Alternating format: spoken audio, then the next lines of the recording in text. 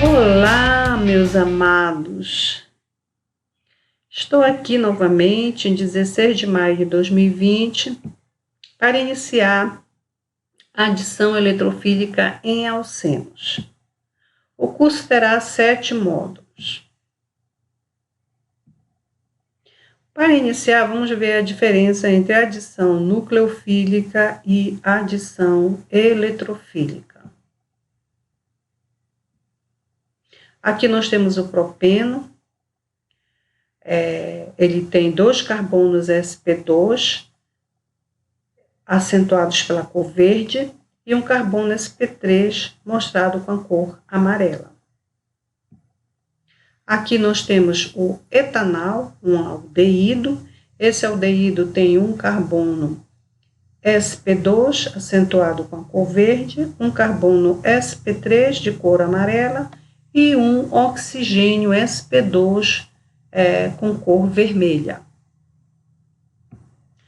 Aqui no propeno, nós temos uma ligação π entre 2 carbonos.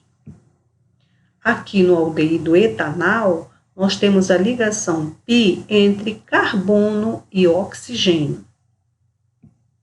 No propeno, onde a ligação π é entre carbonos, nós vamos ter adição eletrofílica, onde os elétrons π se deslocam na captura de um eletrófilo. No etanal, que a ligação π é entre carbono e oxigênio, nós vamos ter a conexão do nucleófilo no centro eletrofílico, promovendo o deslocamento dos elétrons π para o oxigênio da carbonila.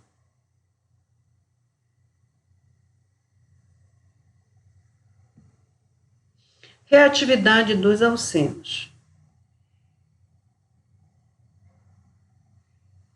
Aqui nós temos como exemplo o eteno. O eteno, ele é formado por 2 carbonos sp2, o que favorece o deslocamento de elétrons π por cima e por baixo do encadeamento. Para entender melhor, vamos ver o carbono sp2. O carbono sp2, ele apresenta 3 orbitais híbridos sp2 em um plano, e perpendicular a esse plano você tem um orbital p.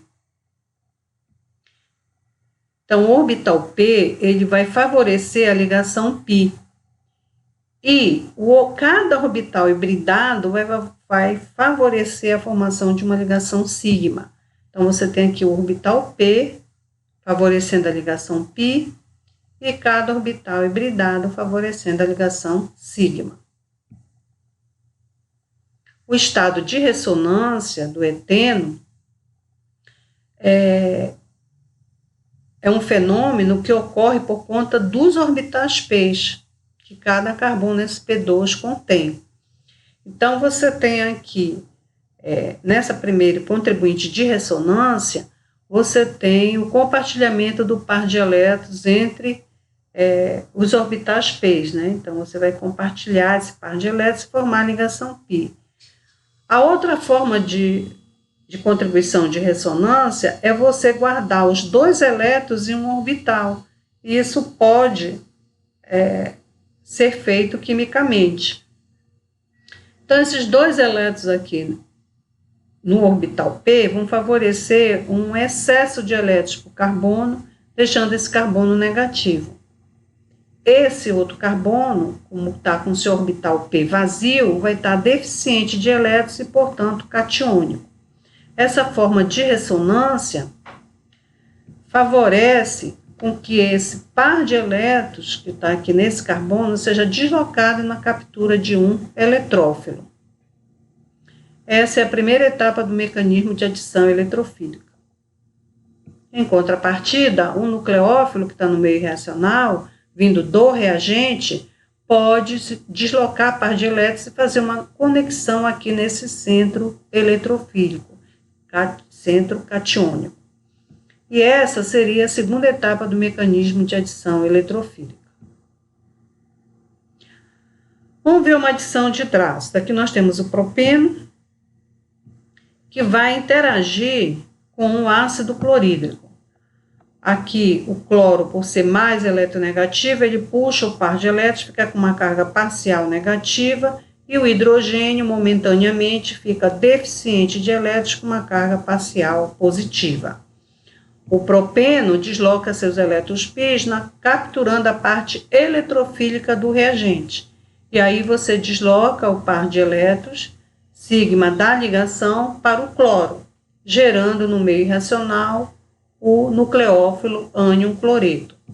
Essa é uma etapa lenta, porque envolve quebra de ligação, uma etapa endotérmica, e você obtém o intermediário carbocátio, né, onde você vai ter aqui um secundário, que é o carbocátio S-propila, mais o nucleófilo ânion cloreto.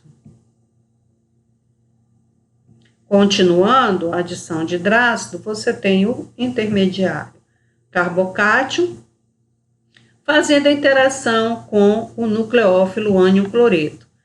O nucleófilo desloca seu par de elétrons e faz uma conexão aqui no centro catiônico, formando uma ligação carbono-cloro. Essa é uma etapa rápida, uma etapa exotérmica, e você obtém o produto desejado, que é o 2-cloropropano, também chamado de haloalcano secundário, porque o cloro está aqui no carbono secundário, como mostra a setinha. Também chamado de halogeneto de alquila. Ainda na adição de hidrácido, vamos ver o diagrama de energia.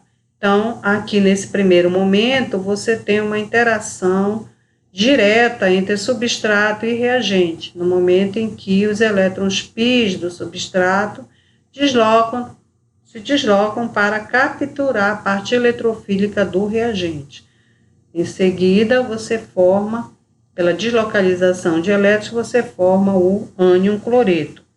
Essa aqui é uma etapa de alta energia de ativação, porque você tem quebra de ligações. É uma etapa endotérmica, variação de entalpia maior que zero. E você chega no composto intermediário, que é o carbocátio S-propil, mais o nucleófilo ânion cloreto. Posteriormente, esse nucleófilo se conecta aqui no centro eletrofílico através de uma reação que envolve baixa energia de ativação, portanto, é uma etapa rápida. É um processo exotérmico, então você tem variação de entalpia menor que zero, e aí você gera o produto desejado, que é o 2-cloropropano, que é um haloalcano secundário. A equação da lei de velocidade, ela acontece na etapa lenta do mecanismo, né? Você tira essa equação de lá, é a etapa determinante da velocidade da reação. Então, na etapa lenta, você tem o envolvimento de substrato e reagente. Então, essa equação diz que ela é de primeira ordem em relação ao substrato, de primeira ordem em relação ao reagente, sendo, portanto, de segunda ordem. Adição no ciclo hexeno. Então, você tem aqui o ciclo hexeno, que vai deslocar os seus elétrons π na captura da parte eletrofílica do reagente ácido bromídrico. Posteriormente, você tem o deslocamento dos elétrons sigma para o bromo, gerando no meio reacional o ânion brometo, que é um nucleófilo. Esse processo é uma etapa lenta, porque ela tem quebra de ligação, portanto, uma etapa endotérmica. E você vai gerar o intermediário carbocátio, né, que é o carbocátio ciclohexila, mais o nucleófilo ânion brometo. Em seguida, o carbocátio ciclohexila faz conexão, né? Nós vamos ter agora a conexão desse carbocátio ciclohexila, que é o teu intermediário, com o nucleófilo. Então, você tem o nucleófilo, que é o ânion brometo, deslocando seu par de elétrons e fazendo uma ligação química aqui, carbono-bromo. Essa é uma etapa rápida, que envolve formação de ligação, é uma etapa exotérmica, e aí você forma o produto desejado, que é o bromo-ciclohexano. O bromo-ciclohexano pode, como se trata de um anel de 6, pode ser colocado na conformação cadeira. A conformação cadeira tem 2 ligantes que devem ser entendidos, que são os ligantes axiais, que estão seguindo o eixo da cadeira, e os ligantes equatoriais, que estão para baixo e para cima da linha do equador. Então, nós temos aqui, ligantes axiais. Eu tenho o bromo para cima, mais 2 hidrogênios. Então, aqui eu estou com 3 ligantes axiais para cima. E verifico também que é possível ter 3 ligantes axiais para baixo. 1, 2 e 3. Agora, eu vou olhar os ligantes equatoriais. Eu tenho um ligante equatorial para baixo, 2, 3. 3 ligantes equatoriais para baixo. Tenho também 3 ligantes equatoriais para cima. 1, 2 e 3. Tá? Então, essa é a conformação cadeira. Nessa estrutura em particular, eu tenho uma interação 1,3 de axial, porque eu tenho aqui um bromo em posição axial, que vai fazer interação com esses hidrogênios. Se eu olhar aqui no sentido anti-horário, tá? Eu vou ter 1, 2, 3. Ele está fazendo conexão com esse hidrogênio, está tendo uma interação estérica com esse hidrogênio, uma interação espacial. Então, com esse terceiro hidrogênio. Se eu fizer no sentido horário, eu vou ter aqui, 1, 2, 3. Está fazendo com esse também. Por isso que o nome da interação é 1,3 de axial. Você pode também dizer que essa interação acontece com o ligante bromo com os ligantes hidrogênio dos carbonos 3 e 5. Né? Também você pode entender assim. Então, essa é uma interação 1,3 de axial. Essa interação, ela favorece um acréscimo de energia na molécula. Então, sempre que possível, devemos evitar de colocar ligantes em posição axial. Posição axial seria uma posição maléfica, porque ela sempre vai aumentar a energia da molécula. Vamos ver a interconversão da conformação cadeira. Então, você tem aqui a conformação cadeira, eu acentuei os ligantes axiais, né, para mostrar para você o aumento energético, nesse caso aqui da molécula, é de 2 kJ por mol, por conta da interação 1,3 de axial. E eu vou interconverter para esta forma aqui, Qual é a diferença que você vê entre uma forma e outra? Nessa forma, o bromo está em posição axial e nessa aqui está em posição equatorial.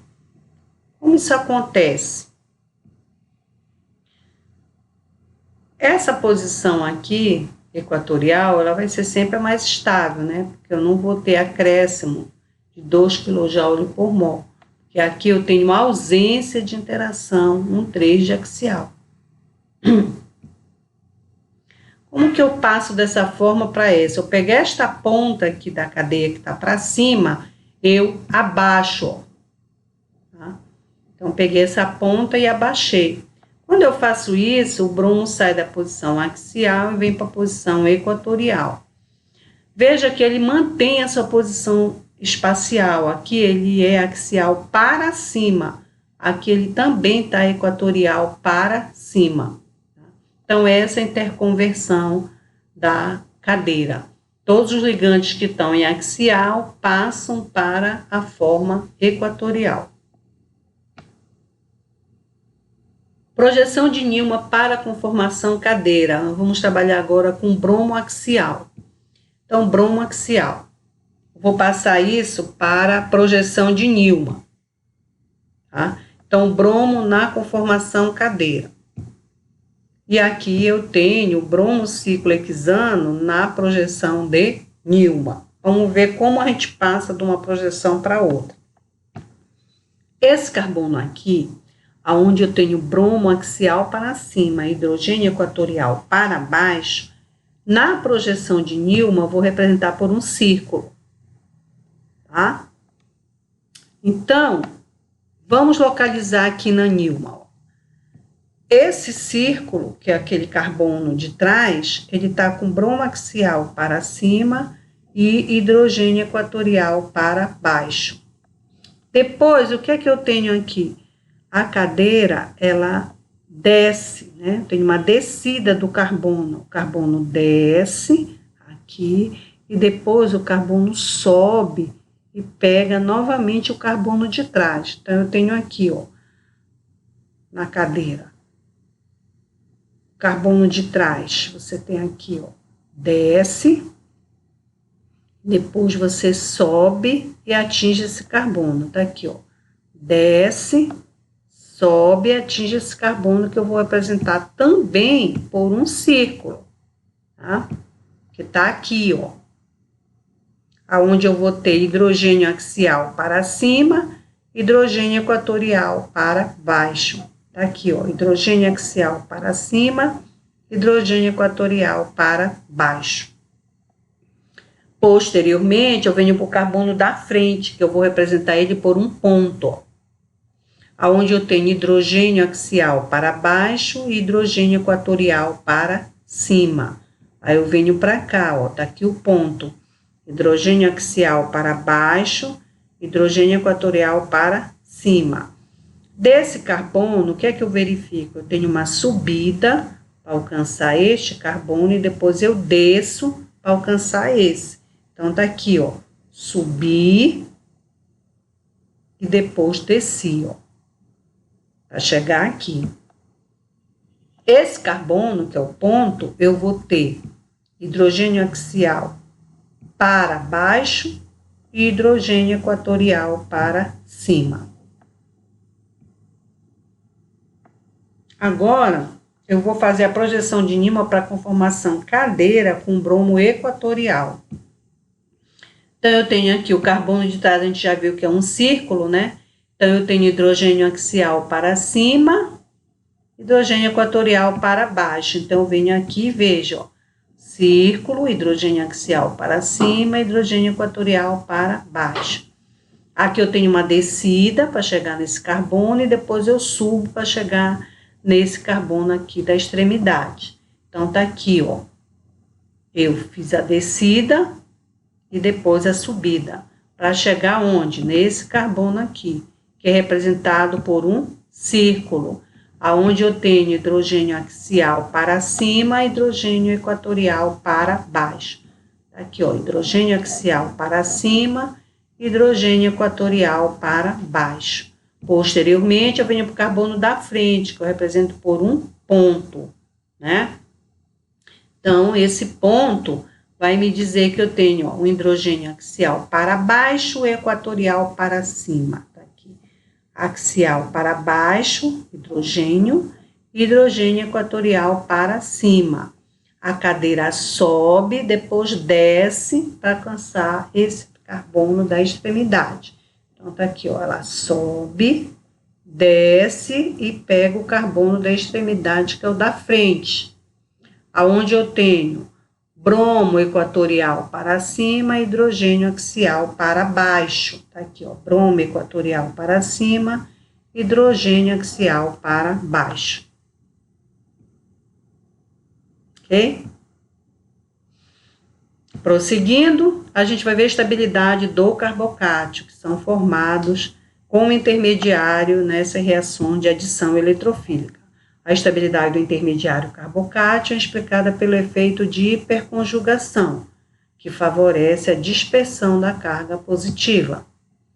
Então, vamos ver como acontece aqui. Nós temos os carbocátios aqui alifáticos. O primeiro é o carbocátio tercibutila, formado com 4 carbonos. Depois, o carbocátio S-propila, com 3 carbonos. carbocátio etila, com 2 carbonos, e o menos estável, que nunca se forma, o carbocátio metila, com apenas 1 carbono. No carbocátio tercibutila, que é o mais estável, eu tenho a dissipação da carga para 3 metilas, 1, 2 e 3. Já no carbocátio S-propila, de menor estabilidade, a dissipação da carga positiva vai para 2 metilas, 1 e 2. No carbocátio etila, eu tenho a dissipação da carga apenas para 1 metila, por isso ele tem uma estabilidade bem menor. E aqui, nesse carbocátio metila, ele nunca acontece como intermediário de reação, tá? De adição eletrofílica, ele nunca vai acontecer, até porque quando tu começa a adição eletrofílica, o alceno mais simples que existe é com 2 carbonos, então nunca tu vai poder formar numa reação de adição eletrofílica esse carbocátio metila. Vamos ver como acontece essa dissipação de carga. Aqui você tem um carbocátio primário, onde você vai dissipar essa carga positiva para esse carbono vizinho, que é o CH2. Aqui no desenho, eu vou mostrar para vocês os orbitais. Então, aqui eu tenho a carga positiva, ela está no orbital P vazio, ó, e aqui os 2 carbonos, aqui o carbono fazendo ligação, ó, com hidrogênio, carbono, hidrogênio, através dos seus orbitais, carbono, hidrogênio. Esses elétrons que estão formando essa ligação, eles vão ficar aqui parados, não vão se mover. No entanto, esses que estão formando essa ligação aqui do carbono vizinho, ele vai se mover para esse orbital P vazio, fazendo com que a carga positiva seja dissipada nessa região aqui, ó, tá? Então, ela vai dissipar nessa região. Então, você vê que não tem uma dissipação muito grande da carga, porque eu só vou poder dissipar aqui nessa região vizinha. Quando eu vou para o carbocátio secundário, eu vou agora dissipar a carga positiva em 2 metilas, nessa e nessa. Então, a área de dissipação já é maior. Então, aqui você tem o orbital P vazio, carbono catiônico, aqui é um carbono sp2, né? E aí você vai ter a dissipação desses elétrons que formam a ligação carbono-hidrogênio, um de cada vez para esse orbital P. Mesma coisa nessa metila aqui. Você vai ter esses elétrons, que formam a ligação carbono-hidrogênio, sendo dissipados para cá, ó, deslocados para cá, para esse carbono catiônico, onde eu tenho um orbital P vazio. Então, isso faz com que essa região inteira aqui favoreça a dissipação da carga positiva, gerando uma estabilidade maior para o carbono catiônico secundário, também chamado de carbocátio secundário. Para finalizar, você tem aqui um carbono terciário, né, um carbocátio terciário. Então, você vai poder dissipar a carga positiva para 1, 2, 3 metilas. Então, essa área vai ser maior, por isso esse carbocátio ele é o mais estável de todos, quando você trabalha com carbocátios alifáticos. Então, nós vamos ter aqui, ó, a carga positiva, no orbital P vazio, né, o carbono catiônico, por isso ele tem um orbital P vazio. Essa carga positiva, ela é do carbono, tá? Ela tá bem aqui, assim, mas... Enfim, esse orbital P vazio, porque esse carbono aqui é catiônico. E aí você vai dissipar elétrons da ligação carbono-hidrogênio desta metila, desta outra metila e desta aqui. Tá? Esse carbono aqui é um carbono sp3. Ó. Você está aqui com Os elétrons que são compartilhados estão no orbital sp3 e no orbital s. Por isso você tem uma ligação aqui sigma sp3s. E esses elétrons que formam essa ligação é que vão ser dissipados para esse orbital p vazio. E essa área, ela fica bem maior. Por isso o carbocato terciário, ele é o mais estável.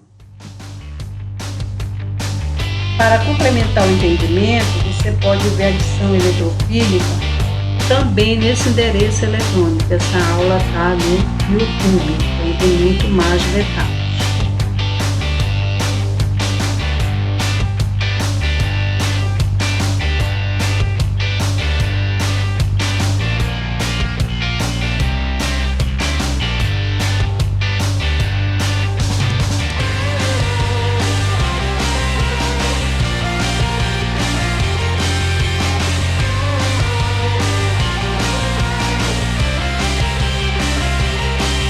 É isso, eu vou ficando por aqui. No módulo 2 a gente vai ver a adição de água e arranjo molecular. Coragem, força, você e todos nós, né? Vamos chegar lá.